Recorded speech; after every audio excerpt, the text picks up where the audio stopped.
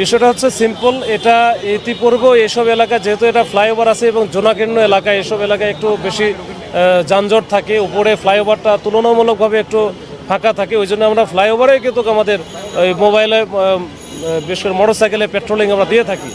তো এখান থেকে মারার উদ্দেশ্য হচ্ছে এটা প্যানিক সৃষ্টি করা, যে জনমনে যেন আতঙ্ক সৃষ্টি হয়। এখান থেকে ইতিপূর্বেও বেশ কয়েকবার এরকম ককটেল কিন্তু মেরেছে।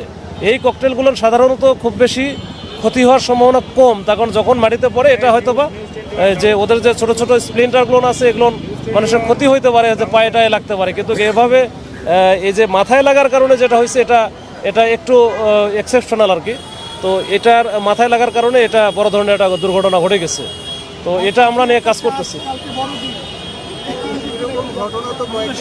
এটা শুধু চার্চের বড়দিনের ঘটনা না, এটা মানে মাঝে মাঝে কিন্তু এই এলাকায় কিন্তু এই ধরনের ঘটনা ঘটেছে। এর আগে দেখেছি এই সন্ধ্যার সময় বা রাত্রে বিশেষ করে 7টা 8টা 9টার মধ্যে, 9টার দিকে এর আগেও বেশ কিছু ঘটনা এরকম কিন্তু ওই যে ককটেল বিস্ফোরণের ঘটনা ঘটেছে। তো ওইটারই ধারাবাহিকতায় আমার মনে হয় না অন্য কোনো কিছু, এটা ওটারই ধারাবাহিকতায় ঘটনা ঘটছে। এবং এটা আমরা চেষ্টা করতেছি, আমরা কিন্তু ওই আগে যেভাবে ককটেলটা অহরহ ফুটতো বা মারতো এটা কিন্তু অনেকটা কমে গেছে আমাদের চেকপোস্টের কারণে। তো এরপর আবার এই যে ঘটনা আজকে ঘটলো, তো আমরা দেখি আমাদের হচ্ছে এই যেসব ঘটনা বা ক্রাইম প্রতিরোধের জন্য যে ব্যবস্থাটা আছে আমরা এটা ব্যবস্থা নিচ্ছি। আমাদের সিনিয়র স্যারেরা কাজ করতেছে, আমাদের সকল পেট্রোল বা সকল মোবাইল পার্টিগুলো কাজ করতেছে।